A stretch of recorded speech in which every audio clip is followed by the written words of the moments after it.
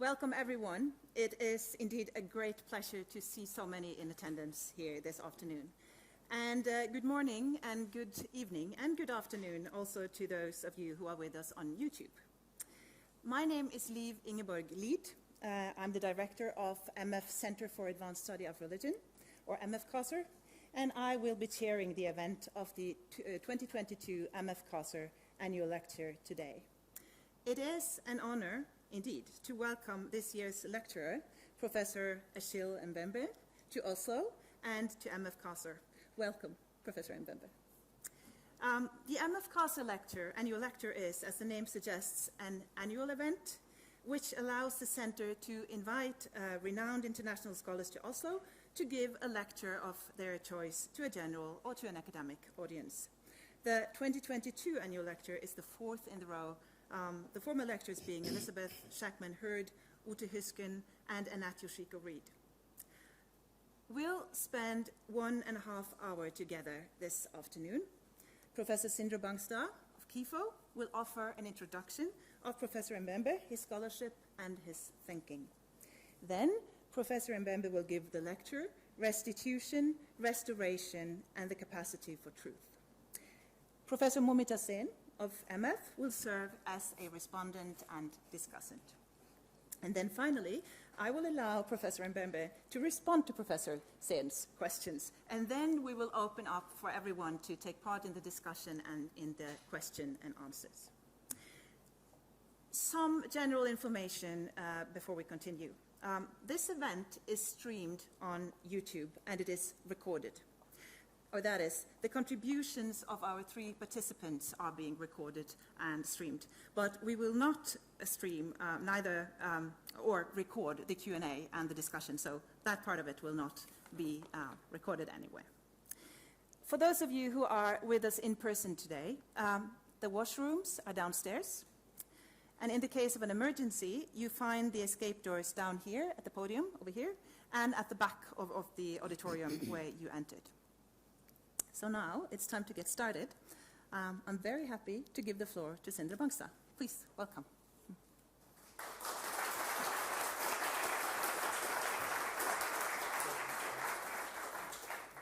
Altså F5. Bare trykk på den mute en gang til, og så F5.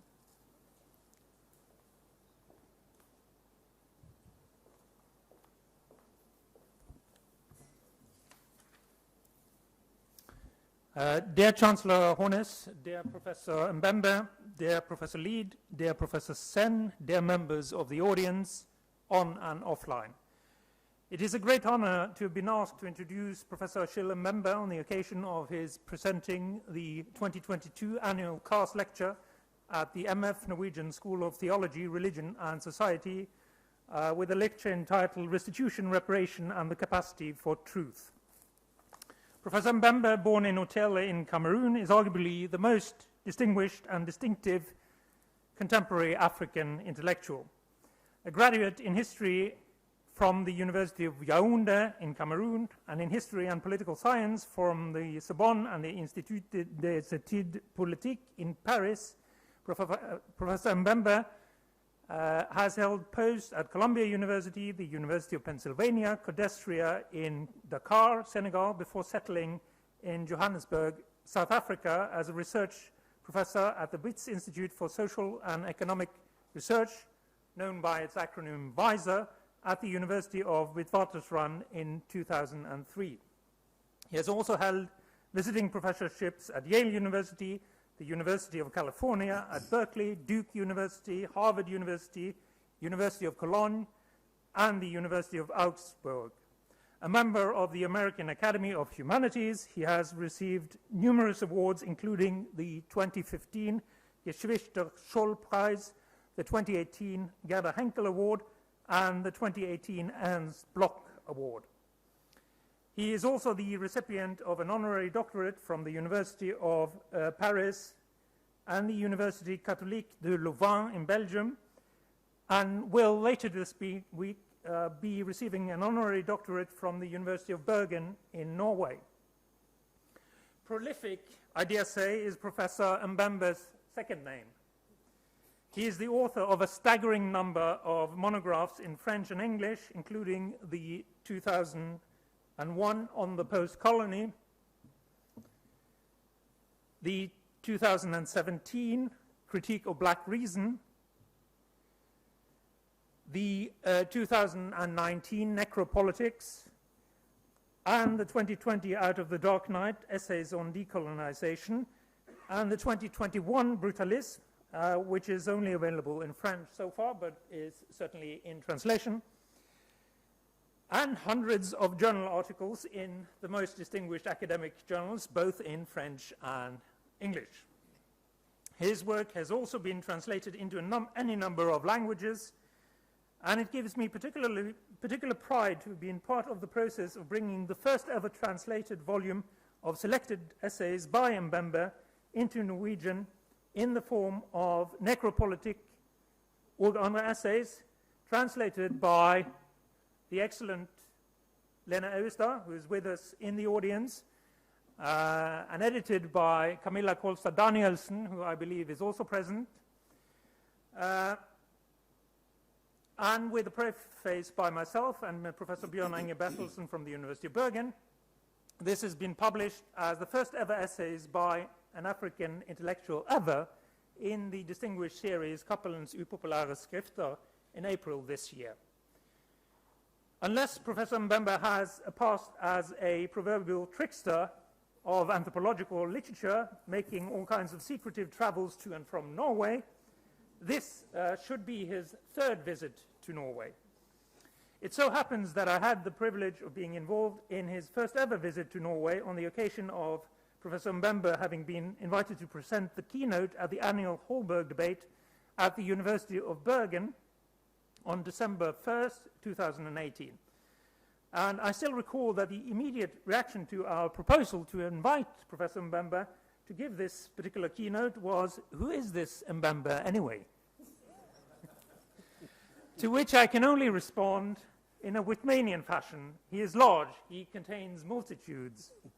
For Mbembe is a scholar who, with quite some deliberation, and here's the trickster element, I think, refuses the kinds of facile categorizations whereby scholars and intellectuals are nowadays often boxed in as being either, say, post-colonial or decolonial.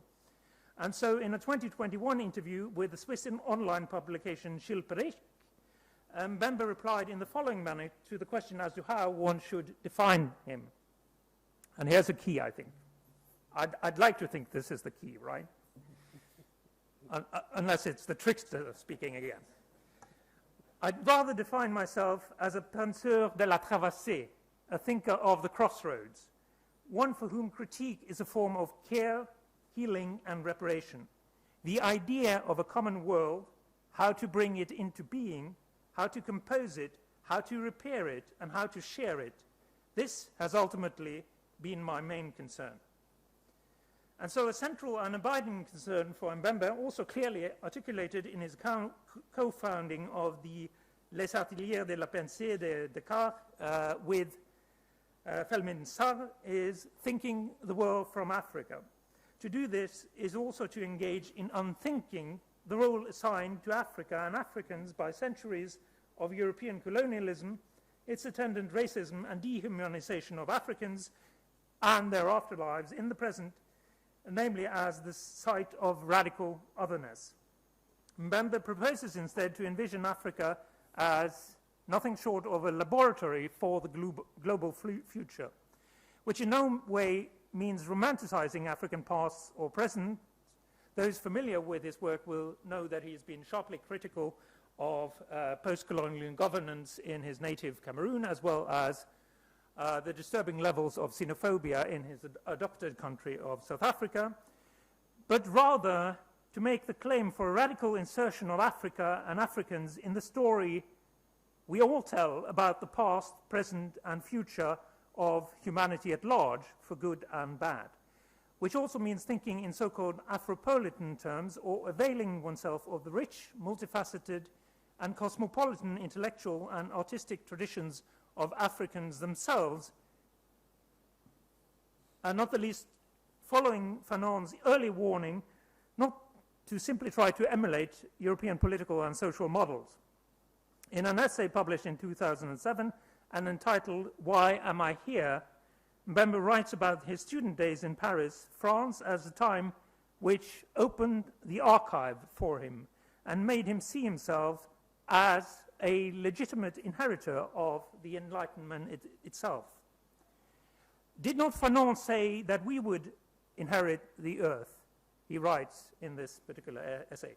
And so the epistemological and ontological delinking proposed by so-called decolonial thinkers is not Mbembe's choice. We should rather read his work as a contribution to what his and our great friend, Professor Paul Gilroy, riffing off Aimé Césaire, has described as a planetary humanism made to the measure of the world, and which we can identify with the transnational scholars and intellectuals of the Black Atlantic, such as, for example, Aimé Césaire, Frantz Fanon, Amos Tutola, Leopold Sédar Senghor, Edouard Glissant, Stuart Hall, and Sylvia Wynter. I'm coming towards the end now. A recent article in the New York Times reminds us that the very act of compensating French colonial enslavers for the financial losses they incurred when the enslaved liberated themselves from the shackles of racist and colonial oppression and violence during the Haitian Revolution from 1791 to 1804 paved the way for the ruinous post-colonial present in Haiti. And so honoring the truth about Europe's racist and colonial pasts and their very afterlives in the present is for Mbembe a precondition for repairing the fabric and visage of the world. For the past is never past, and this is also an insight that we are obliged to honor right here and right now. I have spent this morning presenting a report commissioned by the municipality of Oslo at Oslo City Hall, a report which documents that a disturbing number of our fellow citizens in this very city still experience everyday racism and discrimination due to the color of their skin or their faith. And with that, I cede the floor to my distinguished friend and colleague, Professor Mbembe. We are extremely grateful for you making the long travel from Johannesburg to be with us today. Thank you.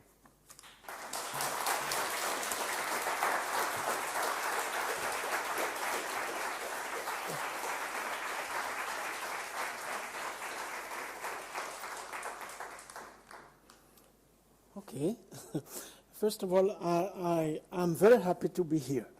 And I can tell you that I wasn't stopped at the airport. I guess Liv was there to make sure that this time things went really well, and they have been going very well. I always dread these moments. Sindre has just the kind of performance he has just given us. But as he was speaking, I found myself enthralled by what he had to say. And I kept thinking, oh, keep talking, keep talking. It was good to hear. But it's always a humbling moment. And I thank you, Sindre, for making it light and profound at the same time, and invoking the name of a common friend of ours, Paul Gilroy, who has been a great inspiration to many of us. Now, I would like to formally express my gratitude to the Center for Advanced Study of Religion, to its director, and particularly to Liv and her colleagues, some of whom I have met this morning.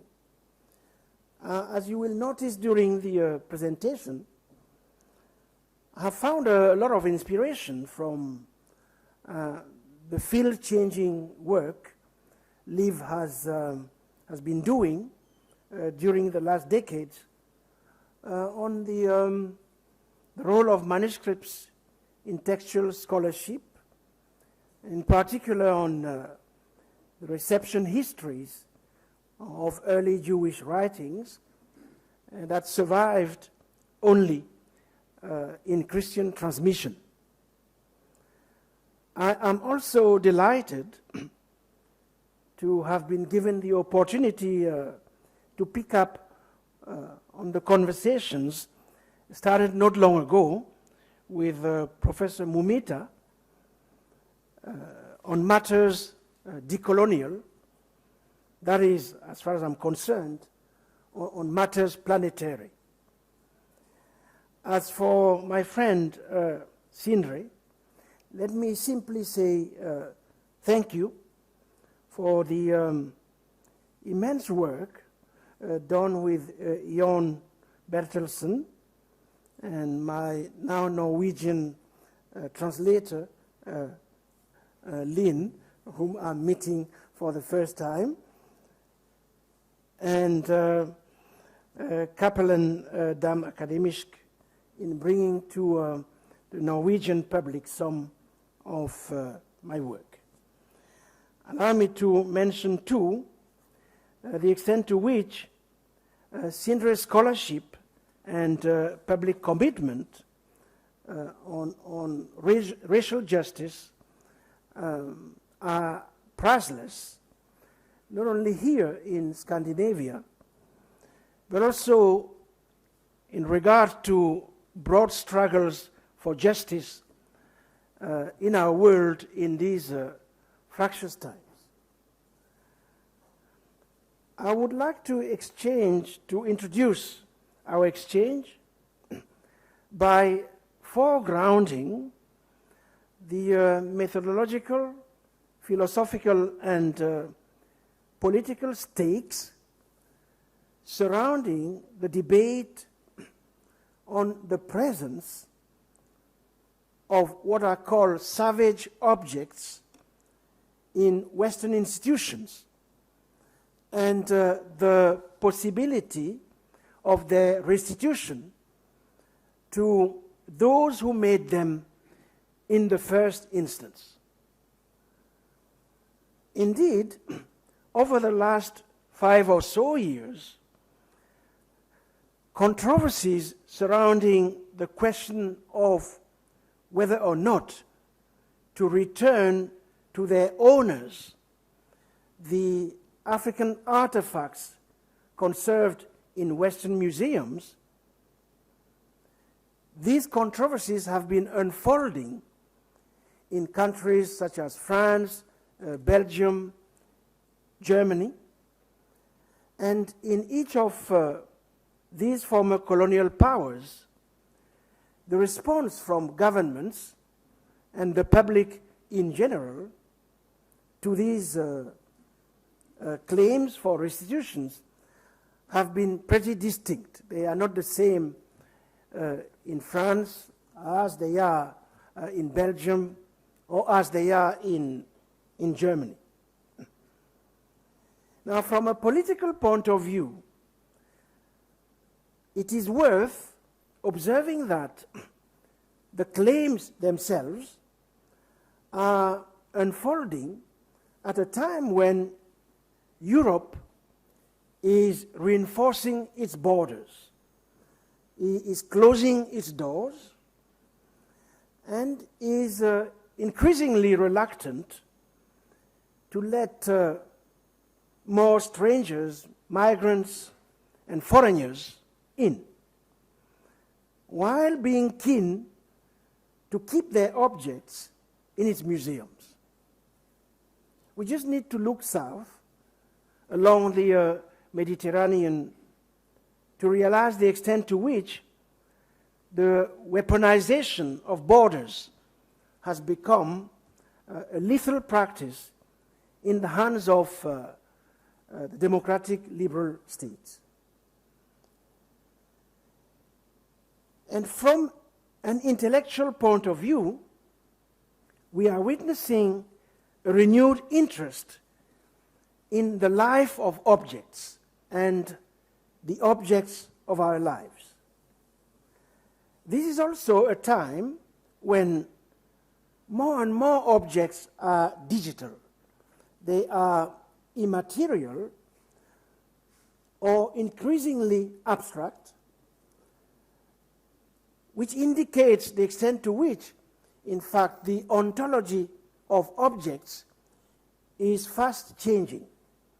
And the old opposition between subjecthood, personhood, and objecthood, this old opposition is becoming more unstable than it has ever been.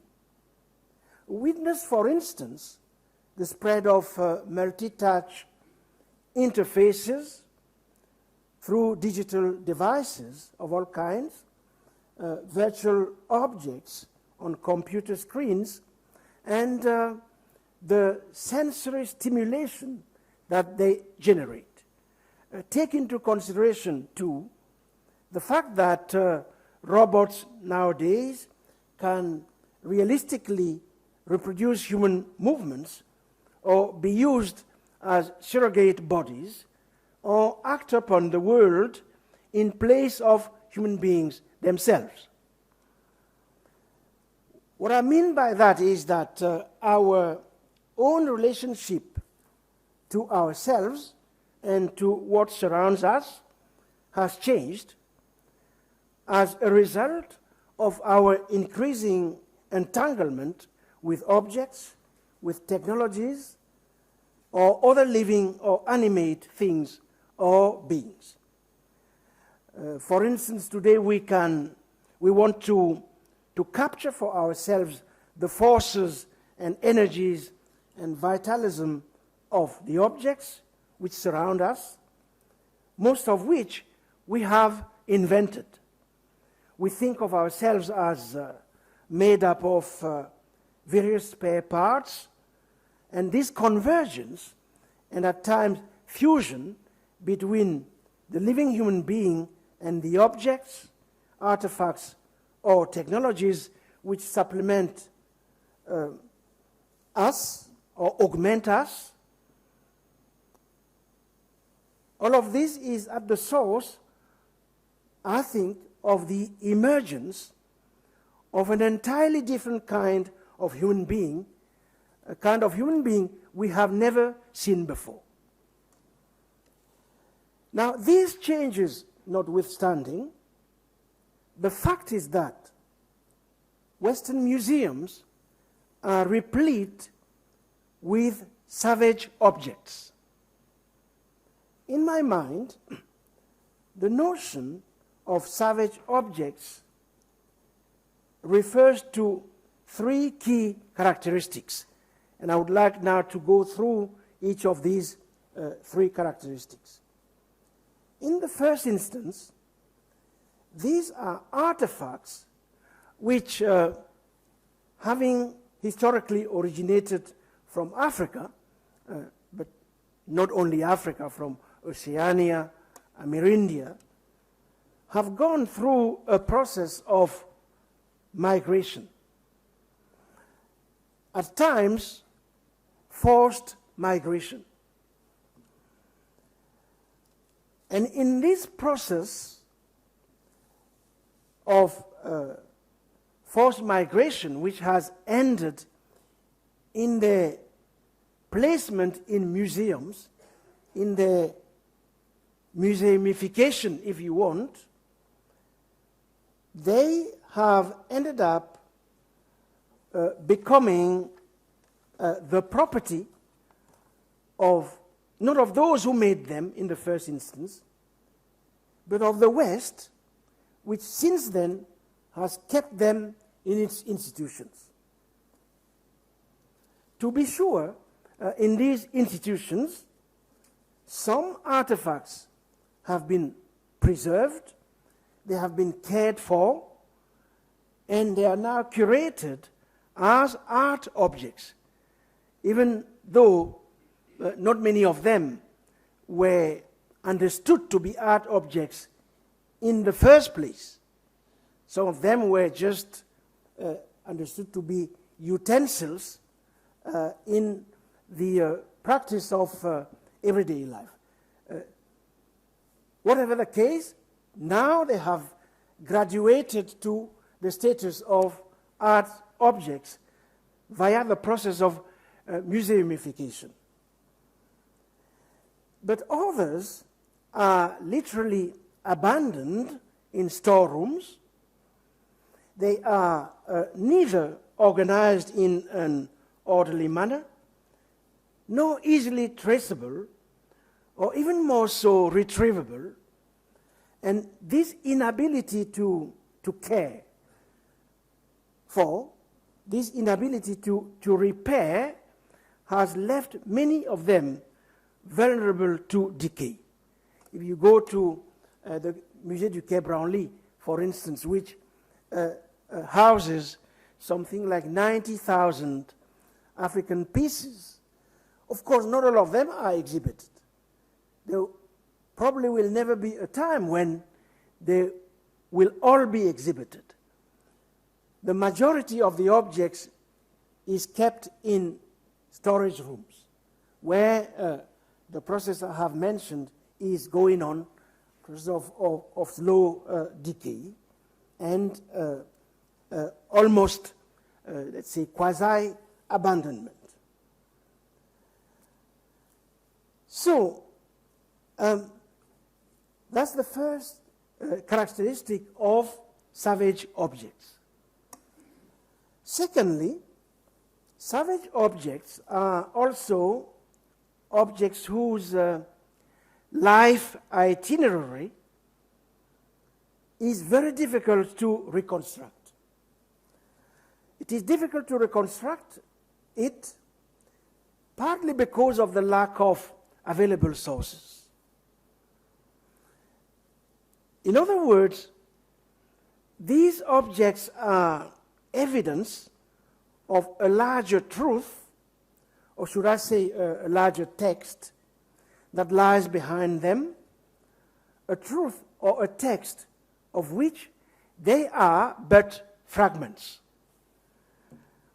As a consequence, and from a methodological point of view, it will never be enough to subject them to a traditional critical historical approach if we are to recover or retrieve their meaning.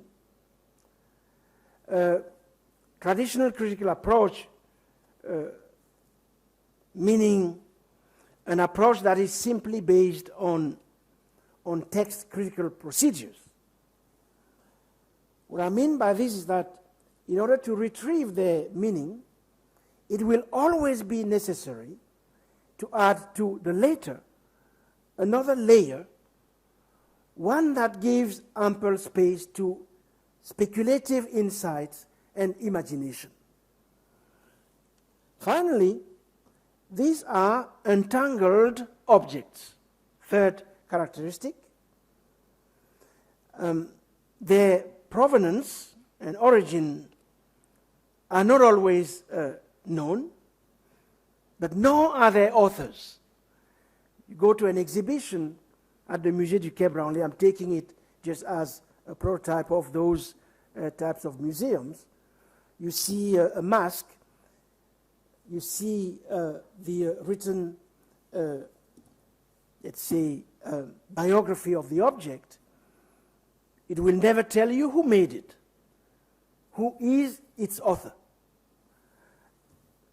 It might tell you what ethnic community it comes from, but these are authorless works in the museum, which doesn't mean that in practice, historically, they have no singularized author. So, one of their fundamental features is untraceability.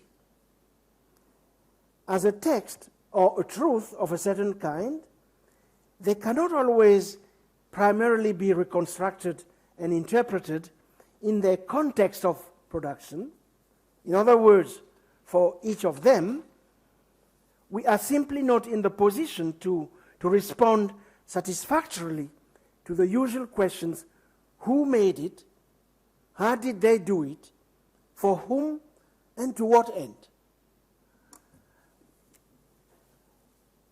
And since we cannot take for granted the assumption that origin and provenance are all that matters, we are somewhat forced to assume that there are other intriguing phases in the life of these artifacts. And as Liv, as you put it in another context, and I quote you, their origin is just one point in time in a long row of interconnected points. And I agree with that. Because since they did indeed circulate, which is the term you use, I prefer the term of migration, or even forced migration. There's a difference between forced migration and circulation, but that we can talk about later on. Since they did indeed migrate, they definitely became something else at some other point in their itinerant life. So that's the first set of comments I wanted to make on savage objects, the type of objects we are talking about, which, having originated somewhere, have not remained at all what they once were, or what they may have been, had they remained where they were made, which have therefore become something else at some other point, at the point of museumification. It seems to me that it is this becoming something else at some other point that should exercise our critical capacities and imagination when we talk about restitution. So that's the first set of comments. And I think they are important for us to then understand the kind of argument on restitution I'm going to make later on. But before I get there, let me share with you another set of comments. As you may have gathered, the remarks I have just shared with you are enough to give you a sense of the complexity of the issue under examination. In the sense that when it comes to the objects we are talking about, we must simultaneously attend to their origin in Africa, their provenance, even when their traceability is elusive. And in fact, especially when this traceability is elusive. And we must do this, we must deal with the question of restitution while being fully aware of the chains of ownership, the chains of stewardship, the chains of curation that have accompanied the migration of these objects,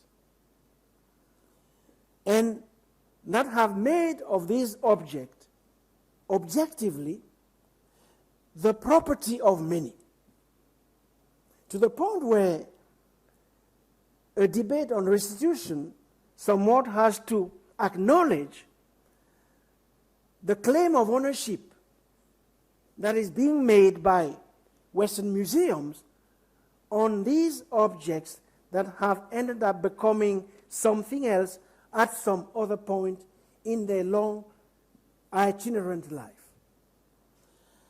And by making a place for Western museums to claim some form of ownership on these objects, I'm sure that, if these words are heard now in Africa, I might be called a number of names. But so be it. It seems to me that the type of reflection on restitution I'm trying to, let's say, and leash has to make space for at least that possibility. But this form of ownership is not unconditional, cannot be unconditional.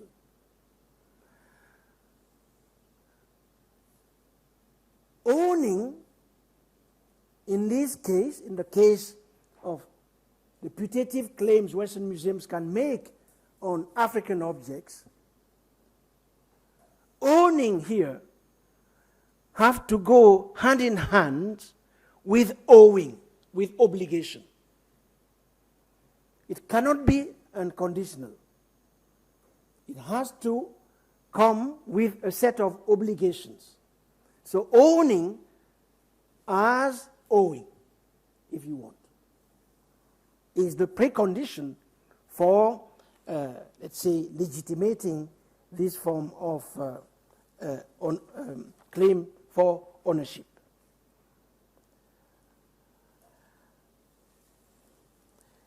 Then, this complexity having been established, I would now like to move to a second moment of my presentation and address, if obliquely, the ethical dilemma. In fact, I have already started to do so.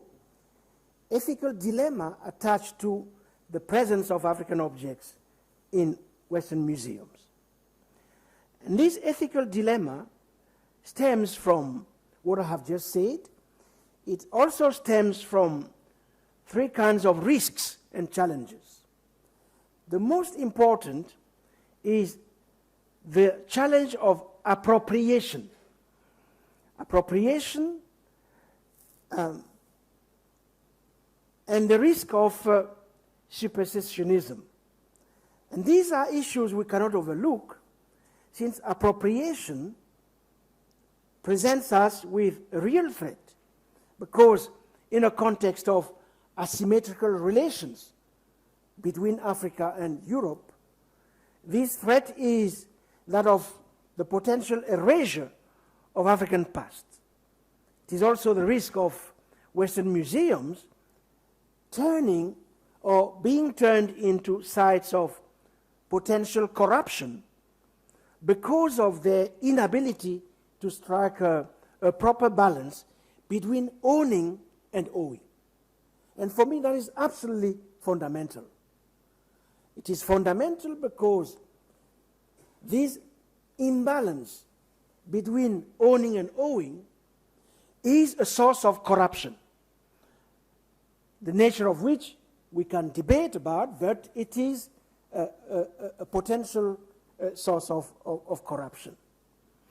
It is a potential source of corruption that would be in continuity with the way in which these objects ended up in the museums in the first instance. After all, we know how they ended up there. If we must recognize that all these objects did not become items of collection uniquely through violent means, the modes of their acquisition were nonetheless often in keeping with practices of predation. And this has been properly documented. So I really don't need to go through the ways in which they were acquired. Let me just signal two things. First of all, predation over bodies, over human bodies. How can we forget the thousands of skulls, thousands of human bones, most of which were stacked high in university basements, hospital laboratories, the storage rooms of Western museums. I have a friend who is a Congolese artist who has been doing work precisely on these bones, showing in the process the extent to which, in fact, there is hardly any single Western museum that does not rely in its concept on African bones. So the question of the repatriation of human remains, African human remains, kept in Western caves, Western storage rooms, must be part of the process of restitution. I guess on that, there shouldn't even be a debate. It should go without saying that those human remains must be repatriated and given a proper burial and a place of rest where they came from, since they can't find a place of rest here. So predation upon bodies first. But predation upon bodies was not enough. Practically, no domain was spared. Not even the ancestors, not even the divinities. In fact, under colonialism, colonial powers went so far as to desecrate burial places. And in the whirlwind, they carried off just about everything. Objects of finery, others related to the basic necessities of life, fine fabrics, sumptuous necklaces, rings, artistically made jewelry inlaid with gold, inlaid with copper, bronze, belts, diverse gold brooched objects, including shields used by warriors, doors, ornamental openwork seats and thrones with figures of women, of men, animals, elements of flora and fauna, magnificent fibula, bracelets, other spangles, and thousands of medicaments that they would identify with fetishes. This is what happened, for instance, during the sack of and looting of the capital city of Abomey in present-day Benin by the French generals who then went after the king who was in place. The same thing happened during the sack of Kumasi, the capital of the Asante kingdom. Now, as several observers have noted, a good number of ethnographic missions came to resemble these predatory activities, activities such as abductions, pillages, hunts, and raids. And indeed, the adjacency of natural objects, of diverse artifacts and stuffed wild animals in many Western museums, ethnographic and military, of the 19th century, often went hand in hand with the collecting of hunting trophies, and therefore with the killing and dismembering of animals. And those items were then ordered as part of a museological process that transformed the totality of the spoils, animals included, into cultural products. And the collection missions, here I have in mind the famous French mission, Dakar-Djibouti, with Marcel Griol, Michel Léris, and a number of famous anthropologists. These collection missions were therefore not limited to objects or to the dismemberment of human bodies. The capture of wild animals and of manifold zoological and entomological specimens was also part of it, of everything from the smallest insects to the largest mammals. let's put aside, I mean, all that had to do with seeds. That's another entire domain which has not really been the object of systematic studies. So you can see the extent of what was lost. So, a discussion on restitution has to address this. And it has to address it in truth. But then, we also have to look into the reception of those objects in the West. And more importantly, the function they played in Western imagination and in Western consciousness. I think this is absolutely important for us to then be in the position to make a judgment and decide whether they have indeed fulfilled that function that was expected of them, to the point where now they can be released. The work is done, now let's set them free. They can go, because the West doesn't any longer need the functions that they were meant to fulfill. And here, a few observations should be made, and I'll make them rather quickly, telegraphically. You know that when they first came, when they first arrived, they were not considered as art objects. In fact,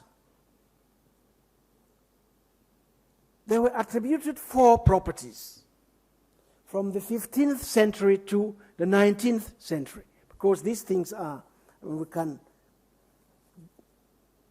elaborate a chronology of this and trace the variations, the changes. Originally, they were considered as dirty, as ugly, monstrous objects, as signatures of the shadow, but not whatever kind of shadow, the kind of shadow that resists all translation. When you read missionary literature, this is how they are described. In fact, they arouse on the part of the West all sorts of sensations, ambiguous feelings, visceral and contradictory reactions, fear, fascination, and wonder, all of that mixed with horror, repulsion, and even execration. In fact, everywhere they made their appearance, they tended to give rise to what we should call effects of blindness, in the sense that they shook up existing ocular frameworks and ended up putting on the agenda then, especially in the 19th century, the old question of understanding what an image is and how it differs from a simple silhouette. Old questions about what art and aesthetic experience in general are and how they manifest themselves in their pure truth. These were questions that were preoccupying the Western mind then. You find them in all kinds of texts: philosophical, anthropological, aesthetic theory, theology, and religion. These are the key debates that are cultural and intellectual, that are animating thinking spheres and milieus in the West. And they enter into those discussions as specimen of the contradiction between matter and spirit, and beyond matter and spirit, pure truth. Truth in its purity. So, on the one hand, you have the deprecatory gaze. On the other, they become indeed, as I'm saying, an objects that, let's say, amplify the self-doubt that was already preoccupying the West. They are rediscovered in the first years of the 20th century, and they are conferred then their status as works of art. And at that point, they are seen differently, because after having long scorned them, the West then starts to assert their purely formal and plastic qualities. The sensation of death that they evoke, or again, the way in which they engender space, their power of affective intensification of the image. And these objects, it is claimed from the beginning of the 20th century on, and especially in the 1920s, these objects, it is thought, free sculpture, not only from all perspectives, but also from all pictorialness. When you read some of the interviews then given by the likes of Picasso, or more importantly, writers pertaining to the surrealistic movement, it is pretty clear the extent to which, or even ethnographers, I mentioned Liris, but I could mention many others, it is pretty clear then to see how Europe, hit by crisis, believes that it has forgotten something fundamental, that a return to the African sign may enable it to rediscover something stemming from the memory of pure forms. Europe is looking for pure forms to recover that memory it thinks it has lost, which it finds in these objects coming from elsewhere. Pure forms freed from every origin, and in this respect, susceptible to open the path to an ecstatic state, that ultimate degree of expressive intensity, and the sublime point of sensation. So that is what is going on, let's say, philosophically, culturally, theologically, and so forth and so on. So that's what so-called Negro art is then. I can come back to this later on if you want, but a very important function assigned to them then. Now, one thing is the function these artifacts played in European consciousness. Another is what they meant in the societies where they came from. Here again, I mean, we could spend the whole evening just looking into that. There's not much time for it, unless it comes back during the question time. Let me move to now the question of restitution and the capacity for truth. Because all the developments I have made early on, they lead us to that.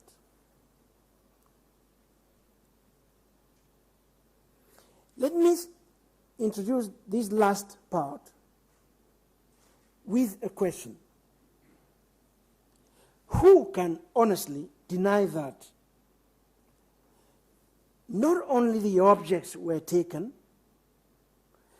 but with them also enormous symbolic deposits, enormous reserves of potential. Who honestly does not see that the large-scale appropriation of African treasures constituted a colossal and practically incalculable loss? Incalculable loss, and consequently a loss that is not liable to a purely financial compensation. I'm introducing here the concept of incalculability in terms of loss. And I'm suggesting that an incalculable loss is the kind of loss, in fact, that can never be compensated. Which doesn't mean that claims for compensation cannot be made. But whatever compensation is made, especially financial compensations, will never be enough, indeed, to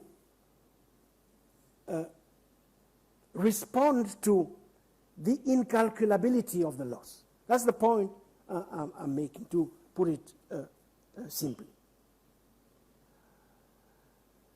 These kinds of losses are incompensable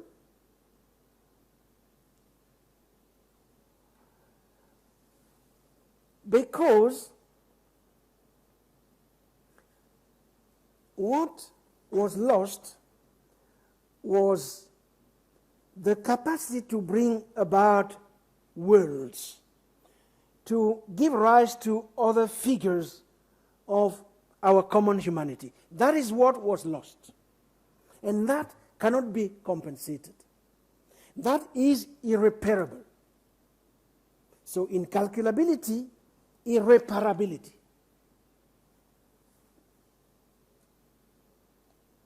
So the issue cannot simply be to restitute materials, to restitute styles, decors, and functions. For how are the meanings to be restituted?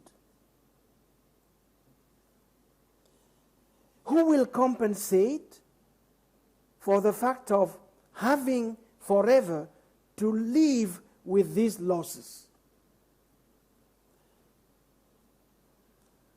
Of course, a certain Europe does not want to trouble itself with these kinds of questions, because it believes that there is no debt to honor.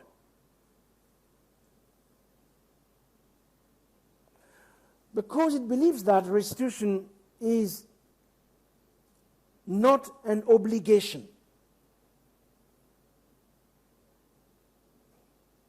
Because, of course, there are obligations that one cannot discharge within the constraints of the existing law, which has been raised a number of times in France.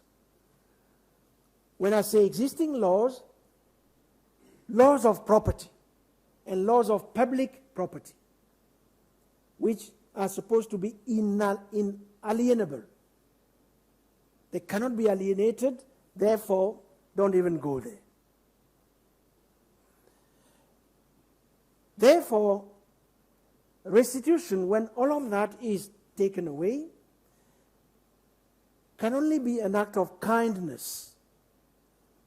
Look, we are kind, we give you 26 objects, as they did with Benin recently. Or we give you one object, the great, I don't know how you call tambour in English, the drum, yeah, as the great drum taken from coastal communities in Ivory Coast.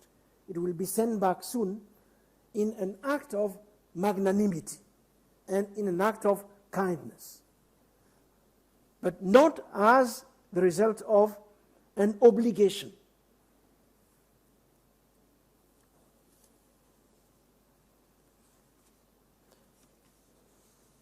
this is very much contrary to what is meant by restitution in pre-colonial African systems of thought. Because, mind you, we did have some philosophies of restitution in the continent, which can still be useful for contemporary global issues. Let me just tell you one or two things about those theories of restitution in pre-colonial African systems of thought. In these systems, restitution was an obligation in the case that a conscious, malicious, and deliberate act of destruction was undertaken on another's life. I'm not talking about another's property, unless we define our lives as our property, which some philosophies go as far as that. But that was not the case in African pre-colonial systems of thought. Life and property were clearly delimited. And where they were in competition, life superseded property. The law of life superseded the law of property. So the most damaging wrongs were considered those causing harm to one's vital force. And in contexts such as these, where life was fragile or was liable to being diminished, every attack on the integrity of being and on the intensity of life, however slight, merited restoration. I'm not talking about restitution, although we might want to think about what connection does exist between restitution, restoration, repair, reparation, and all these concepts we seem to be using indistinctly nowadays.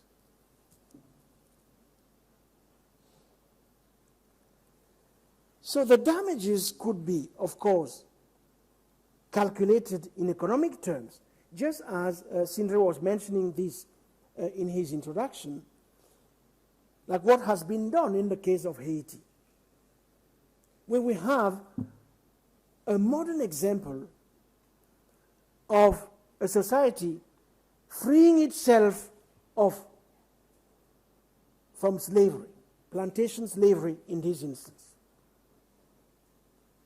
and having to dédommager, compensate slave owners. The calculations have been done. We now know how much they had to pay for it through the studies published by the New York Times and a number of other journals, all of which attest to the fact that Haiti is entitled to claim financial compensation today for what it paid for its freedom. And in fact, it should do so. So it's not a matter of saying financial compensations shouldn't be, claims for economic compensation shouldn't be made. The argument is that even that would never be able to restore, if you want, that which was lost, and therefore the capacity for truth consists in learning how to live with the loss while not reneging the right to make claims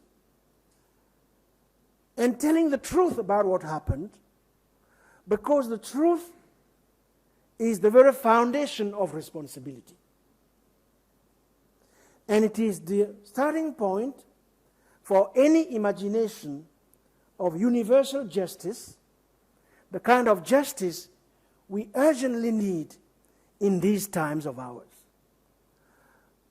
Because in the face of the possibility of life extinction on Earth, it is the precondition for our durability and the durability of all other species, human and non-human.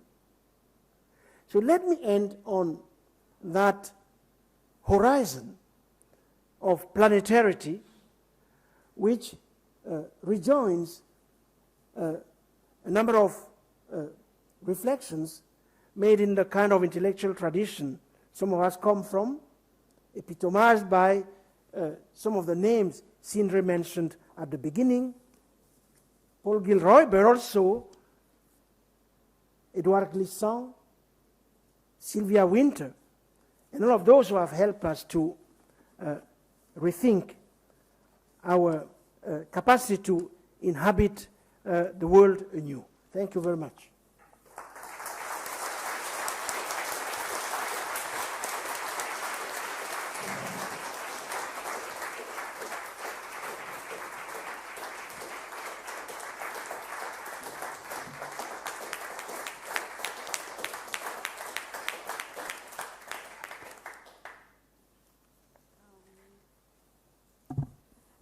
Thank you, Professor Mbembe. This was such an enlightening, sharp, thought-provoking, and inspiring lecture. As usual, I am extremely awestruck. It is a tremendous honor to be able to say a few words after you. But I really have to clarify that I am not a professor, guys. My imposter syndrome is extremely triggered right now, and unless we say that the illustrious panel has done a performative utterance and I no longer need to apply, I say that,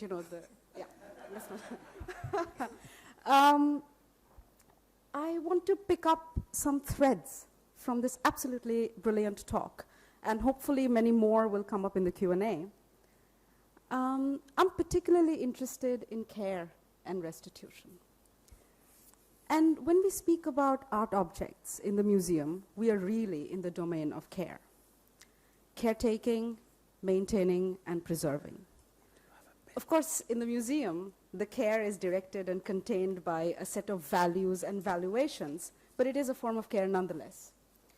I hear in your talk that restitution and even more restoration must call for a wider understanding of care. It also seems to me that what is at stake in repatriation is also care. You ask us, and both your lecture and your writing, the last chapter of Out of the Dark Night, it asks some very important questions that kind of are behind repatriation. And I hope you will return to this question: is Europe done with these objects because they no longer serve the purpose? In other words, are we done with primitivism? And I hope you come back to that. But to return to the question of care, I think the case of the repatriation of the Ethiopian obelisk from Italy really shows us how the question of care gets so tied up with the paternalist discourse around repatriation. For those who don't know, in brief, Mussolini plundered this obelisk from Aksum, and then it was in Italy. In 2002, it was struck by lightning and damaged and needed a lot of care to be reassembled. At this point, this object was basically put in storage in Italy and then eventually returned to Ethiopia in 2005, where it was cared for and reinstalled. Now, the paternalist discourse that Professor Mbembe writes about considers the work of care to be that of affordance, as he mentioned, technology, infrastructure, and let's face it, a civilizational value that leads to the valuation of art as art. But perhaps what we need to think about is the role of care separated from, as Professor Mbembe writes, the business of lawyers and accountants. In other words, expanding the way we value objects. In addition, your lecture and your writing helps us understand that communities and their objects cannot be separated in a true discourse of care. True repatriation, as you say, is impossible precisely because of the incalculability of the loss to a community, to a people. But I also understand that there are practical difficulties. beyond the legal and the paternalistic in repatriation. For example, in several spaces, let's say a minority community perhaps has more rightful claim to an object, but they themselves cannot claim belonging in the post-colonial nation due to majoritarian politics of different kinds. In India, for example, the claim to historical heritage is clearly currently an Islamophobic political strategy. It's a perversion of the logic of post-colonial justice, seeking seems post-colonial justice, but what it clearly is a process of internal colonization. So given that these are the actual conditions of many post-colonies, what responsibility should the inheritors of the erstwhile colonial looters now take in order to be able to repatriate in an ethical and a caring way? For example, the idea that the Central National Museum of a nation owns the national heritage, or even that heritage is owned by the nation, these ideas hurt the process of repatriation. I'm wondering in very practical terms, if you think that there is a responsibility of investing creative labor from Western institutions to actually think about restoration and not just recuperation in new settings, because there are many ways of repatriation. Going from one national museum to another is not the only way. And you know, these issues that come up, that are real issues like internal national conflicts or new borders or new territories, they just, it's almost lazy to say that this means repatriation is impossible, right? A second point, and I'm speaking very broadly right now. Is it possible to say that the elite curate and the subaltern care? To say that the everyday labor of care and repair and maintenance, in the sense that cultural objects, even in lived situations, are, let's say, patronized by some, cared for and maintained by others, depending on the hierarchies of the community. In South Asia, for example, speaking generally, women care and maintain, whereas men act as stakeholders. Upper castes are patrons, lower castes maintain and care for. So I'm wondering if we can also see, in these cases of repatriation and care, can we see the labor of care and maintenance as gendered? Finally, and this is my last point, I was also wondering if we can think about ideas like we do objects, ideas as valuable objects or intangible objects of value. In anti-colonial scholarship, a way to repatriate or at least attest to the Global South ideas that came from the Global South, is that possible? Sylvia Rivera Kuzikanki and Priyamvada Gopal write that ideas that Europe claims as its own also come from many, many itinerant and global ideas and bearers of these ideas of and from the Global South. Like tributaries, Kuzikanki writes, they feed into the river of European thought. I'm wondering, perhaps we can also trace those roots and to give back and restore where some of these ideas too come from that are no doubt objects of value. Thank you very much.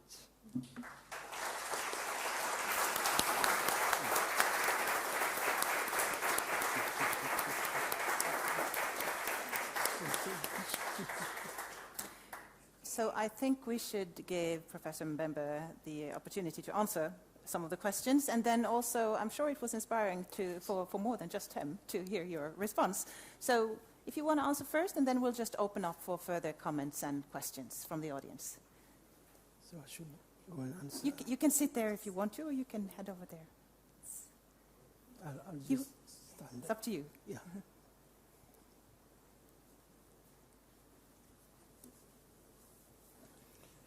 First of all, thank you for what I consider as a brilliant rejoinder. Of course, rhetorically you asked questions, but underneath the questions there was a way in which you extended and amended and revised somewhat, augmented some of the intuitions I was sharing in my presentation, and for that I would like to thank you. Now, in turn, what I'm going to offer is not that much of a response than a way of thinking aloud on the basis of what you have shared with us. You started with the question of care. It is key, indeed, to the discussion at hand. It is key, first of all, in relation to the way in which these objects were conceived of in the places where they were so to say born, where they were made, in their places of origins. Care was central, first of all, in the sense that objects, you take, for instance, the Dogon in Mali. Objects in the Dogon history, cultural history, were not at all seen as static entities. They rather, they were like flexible living beings endowed with original and at times therapeutic properties. In fact, if we take this seriously, then we can reinterpret the institution of the museum, that place of assembly of African objects, really as a pharmacy. You see, because of the belief in the fact that this is a collection of the médicaments. I don't know how you say médicament in English, but it's the thing you go and buy at the pharmacy, either for headache or for, whatever. So from the angle of care, it is possible to reimagine the museum as a pharmacy from an African Dogon or Congo perspective. They were endowed with therapeutic properties, the epitome of caring, administering care through the mediation of objects,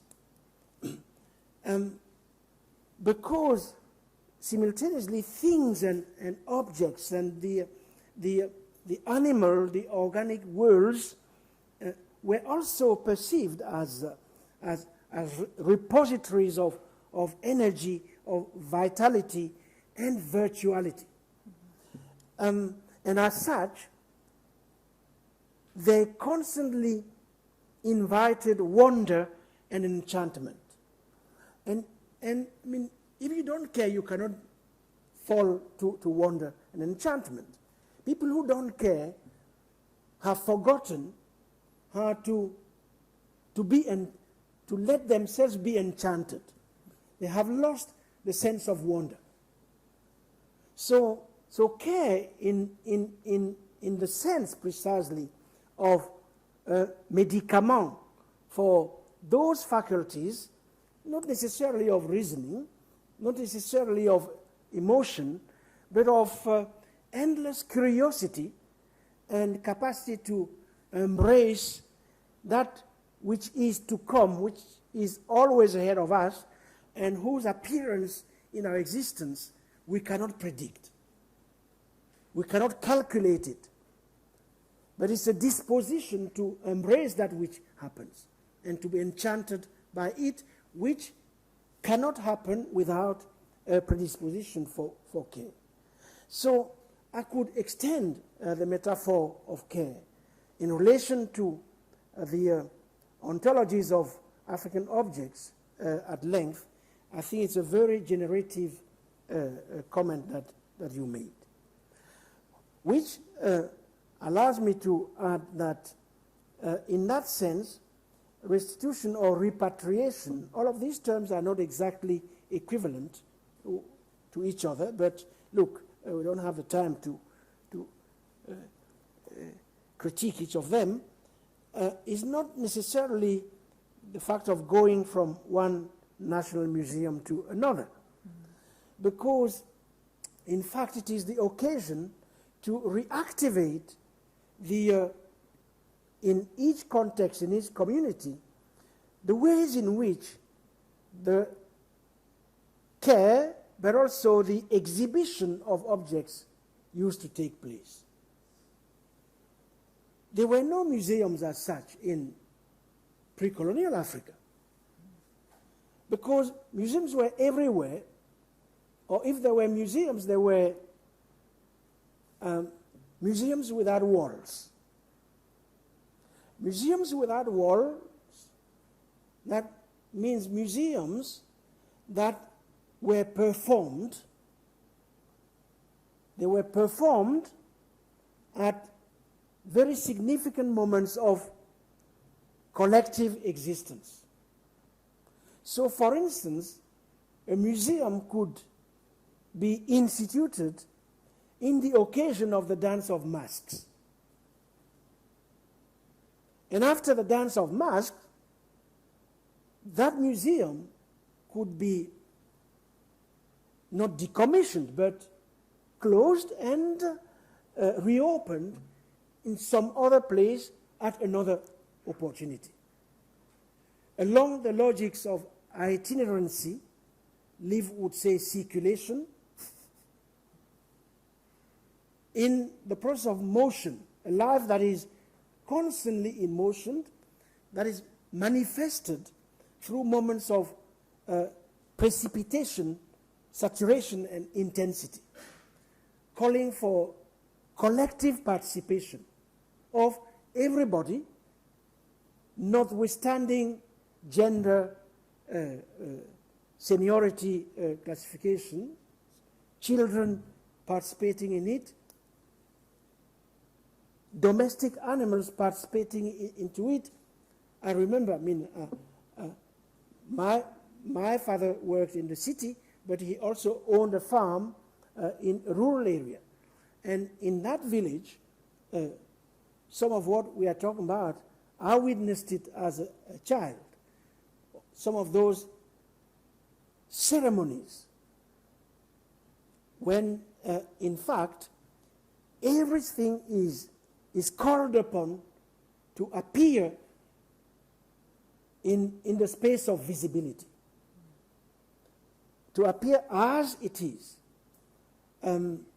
called upon, for instance, by the beating of the drum, or I was mentioning the dance of masks, and ancestors coming out of the graves, chickens and goats and dogs joining in the general excitation. That's what I mean by museums, in how they could be reimagined when the objects come back. The very event of coming back of objects, confirming the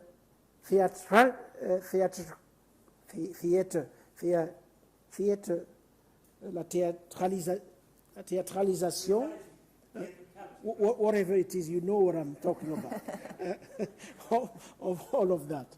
So look, thank you very much for the opening you have made.